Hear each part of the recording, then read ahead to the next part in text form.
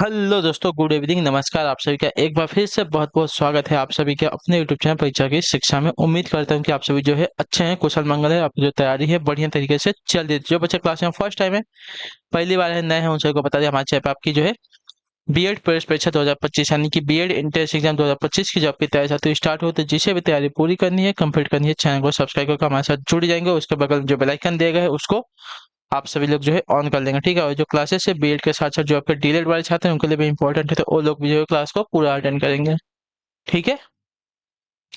Class का समय देखिए, जीके जीएस की क्लास जो है सुबह 10 बजे डेली मिलती है। रीजनिंग की क्लास जो है दोपहर को 1 बजे देखने को मिलती है। हिंदी की जो क्लास है शाम को 7 बजे आपको हमारे चैनल पर देखने को मिलती है। क्लासेस का जो शेड्यूल है आपको याद करके रखना है, इसी टाइम पर क्लासेस से जुड़ना, अपनी तैयारी को जो है पूरा और कंप्लीट करना है। नीचे डिस्क्रिप्शन में आपको इंस्टाग्राम और टेलीग्राम का लिंक मिलेगा, तो आप लोग हमें इंस्टाग्राम पे फॉलो कर लेंगे और टेलीग्राम चैनल से जाकर जुड़ जाएंगे। वहाँ पे क्या है, टेलीग्राम चैनल पे आपको डेली बेसिस पर क्लास का आपको अपडेट दिया जाता है। बाकी जो अपडेट होगा क्लास के रिगार्डिंग आपको वो भी यहाँ पे दिया जाएगा, तो आप लोग यहाँ से जुड़ेगा तो आपका कोई भी अपडेट जो है क्लास के रिगार्डिंग क्या होगा साथियों, मिस नहीं होगा, छूटेगा नहीं आप सभी का, ठीक है। तो आप लोग इतना काम जो है कर लेंगे, ठीक है।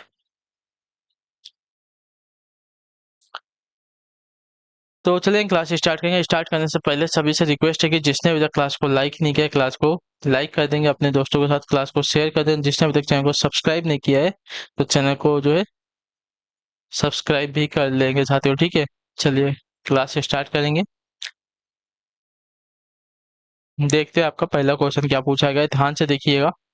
एक एक क्वेश्चन जो आपके एग्जाम के लिए बहुत ही इंपॉर्टेंट रहता है, तो एक एक क्वेश्चन को जो है ध्यान से अच्छे से देखते हुए चलेंगे, ठीक है। कह रहे कनक कनक कुधर केदार, बीज सुंदर सुरमनी बर, इस पंक्ति में किस अलंकार की योजना हुई है, बताइए।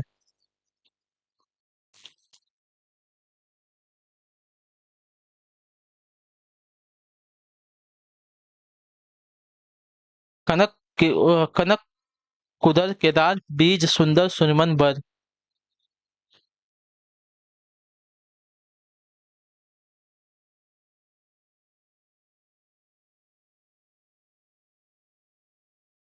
तो देखिए, इस पंक्ति में जो है अलंकार की योजना हुई है, तो इसका राइट आंसर आपको हो जाएगा साथियों अनुप्रास अलंकार, ठीक है। जो आपका दिया गया यहाँ पे बी वाला विकल्प आपका राइट आंसर हो जाएगा, ठीक है। क्लियर है, ठीक। क्योंकि देखिए, एक ही वर्ड की आवृत्ति जहाँ पे बार बार होती है वहां पे क्या होता है, आपका अनुप्रास अलंकार हो जाता है। तो यहाँ पे देखा जाएगा तो क वर्ड की आवृत्ति यहाँ पे देखिए 4 बार हुई है, ठीक है। और सब वर्ड की आवृत्ति आपकी 2 बार हुई है, तो इसकी वजह से यहाँ पे आपका अनुप्रास अलंकार हो जाएगा। अगले क्वेश्चन की तरफ बढ़ेंगे, आपका है 52 नंबर। कवि प्रिया किस रीतिकालीन कवि की रचना, बताइए। कवि प्रिया जो है किस रीतिकालीन कवि की रचना है, तो यह जो है आपकी केशव दास जी की रचना है। तो जो आपका डी विकल्प दिया गया है 52 पे आपका राइट आंसर, ठीक है। केशव प्रिया कवि प्रिया, ठीक है। कवि प्रिया जो है केशव दास जी की रीतिकालीन रचना है, तो जो आपका दिया गया है डी वाला ऑप्शन आपका राइट आंसर हो जाएगा। क्लियर है सभी को यहाँ तक। अगले क्वेश्चन की तरफ बढ़ेंगे, आपका है 53 नंबर। जातिवाचक संज्ञा शब्द है कौन सा, डॉक्टर, कमायनी, सुशील, बचपन। सुशील एक व्यक्ति का नाम है, कमायनी एक पुस्तक का नाम है या किसी का नाम हो सकता है, बचपन हमारा भाववाचक संज्ञा है, डॉक्टर डॉक्टर हमारा जातिवाचक संज्ञा है। डॉक्टर से पूरी जाति का बोध होता है, ठीक है। चलिए 54 नंबर क्वेश्चन क्या देगा, कौन सा काव्य संग्रह जो है सूर्यकांत त्रिपाठी निराला का नहीं है, बताइए। कौन सा काव्य संग्रह जो है सूर्यकांत त्रिपाठी निराला का नहीं है, तो इसका राइट आंसर आपका हो जाएगा साथियों पल्लव। पल्लव जो है सूर्यकांत त्रिपाठी निराला जी का नहीं है, बाकी अनामिका, परिमल, राग विराग ये सभी जो है सूर्यकांत त्रिपाठी निराला जी का है। क्लियर है। अगला क्वेश्चन आपका है 55 नंबर है। निम्नलिखित में कौन सा शब्द आपका संज्ञा है, कौन सा शब्द आपका संज्ञा है, कुद, क्रोध, क्रोधित, क्रोधी। कुद, क्रोध, क्रोधित, क्रोधित, क्रोधी। तो यहाँ पे अगर देखा जाएगा साथियों, तो जो आपका आंसर हो जाएगा क्रोध। क्रोध आपका एक संज्ञा शब्द है, ठीक है। तो जो आपका बी ऑप्शन देगा आपका राइट आंसर है। अगले क्वेश्चन की तरफ बढ़ेंगे, आपका है 56 नंबर। कौन सा शब्द हमेशा बचपन में बहुवचन में प्रयुक्त होता है,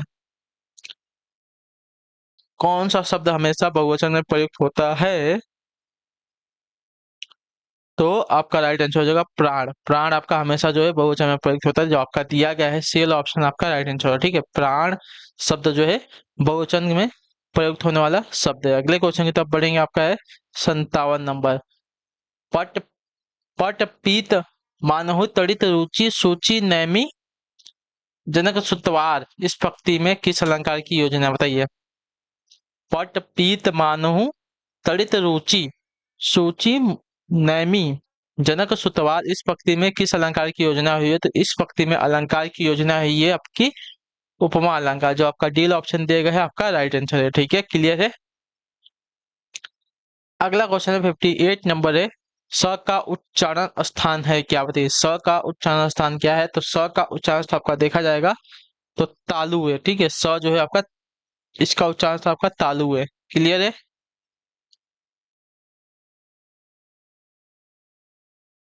अगले क्वेश्चन की तरफ बढ़ेंगे, आपका है 59 नंबर, 59 नंबर है। निम्नलिखित में कौन आपका उष्म व्यंजन वर्ण नहीं है? स और र आपका कंपित व्यंजन होता है। उष्म व्यंजन में आपके स आएंगे, क्योंकि इसको उच्चारण करते समय क्या होते हैं, हल्की सी गर्म हवा जो है मुख से बाहर आती है। चलिए, 60 नंबर। किस वाक्य में वचन का सही प्रयोग हुआ है? बताइए, किस वाक्य में वचन का सही प्रयोग हुआ है?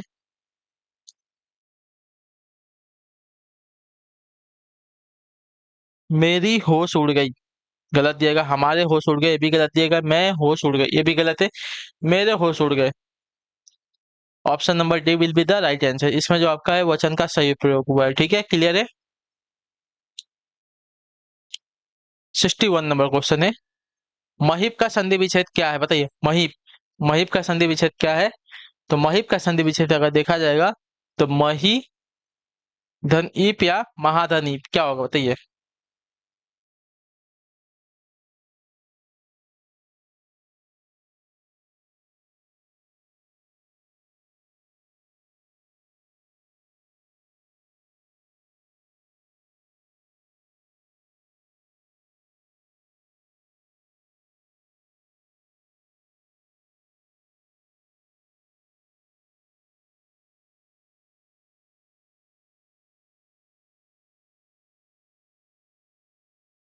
जल्दी से उत्तर दीजिए, इसका राइट आंसर क्या हो जाएगा?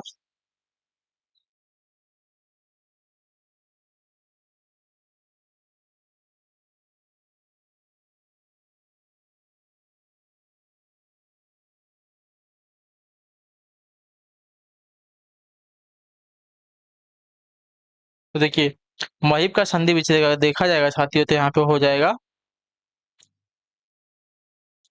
महीधन ईप, जो आपका ऑप्शन नंबर डी में दिया गया है आपका राइट आंसर है। ठीक है, महीप का संधि विच्छेद महीधन ईप आपका option number D right answer. अगले क्वेश्चन की तरफ बढ़ेंगे।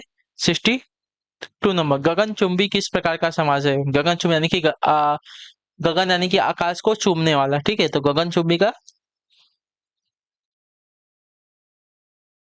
समास पूछा है तो आपका हो जाएगा साथियों तत्पुरुष समास, जो आपका डी ऑप्शन देगा आपका राइट आंसर। ठीक।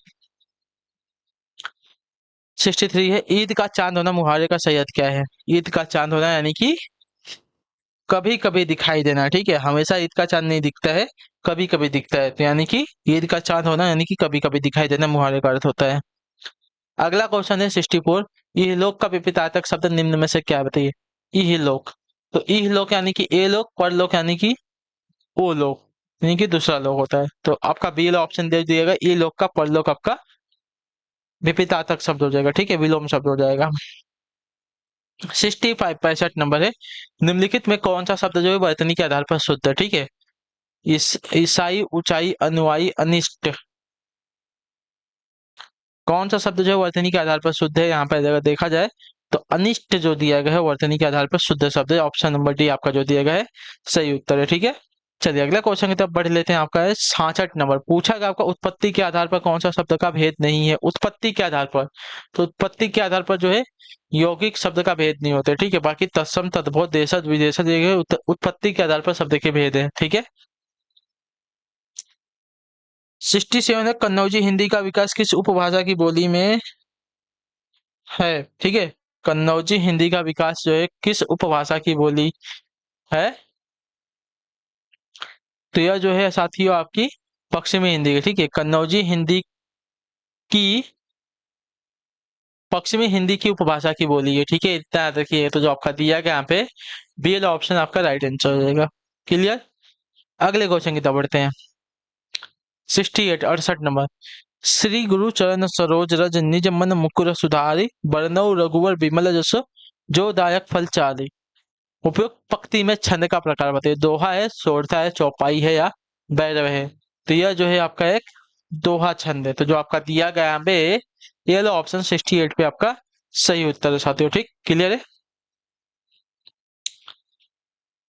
चलिए 69 है भाई। नील सरोरु श्याम तरुण अरुण वारिन नयन करो सो मम उर्ध धाम सदा क्षीर सागर शयन। उपयुक्त पंक्ति में छंद का प्रकार बताइए।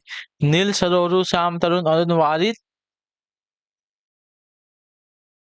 नयन करो सो मम उर्ध धाम सदा क्षीर सागर शयन। उपयुक्त पंक्ति में छंद का प्रकार दोहा है, सोरठा है, रोला है या भैरव है। तो यह जो है आपका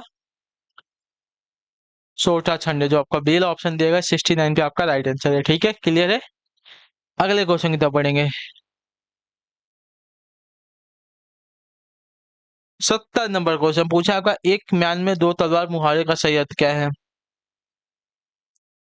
तो एक म्यान में दो तलवार मुहावरे का अर्थ होता है एक ही स्थान पर दो समान अधिकारी नहीं रह सकते। ठीक है,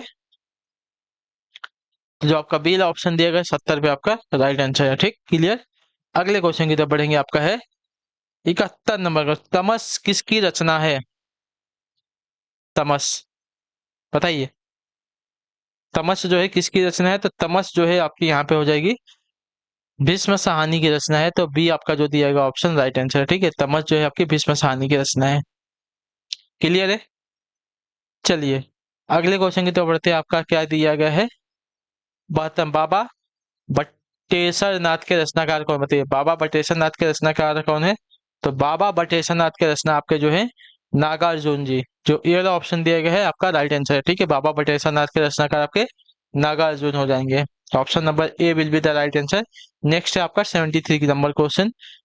कुरु कुरु स्वाहा के रचयिता बताइए। कुरु कुरु स्वाहा के रचयिता कौन है। तो कुरु कुरु स्वाहा के रचयिता आपके मनोहर श्याम जोशी जी है। ठीक है, सी वाला ऑप्शन जो दिया गया आपका सही उत्तर है। कुरु कुरु स्वाहा के रचयिता आपके मनोहर श्याम जोशी हो जाएंगे। 74 नंबर क्वेश्चन।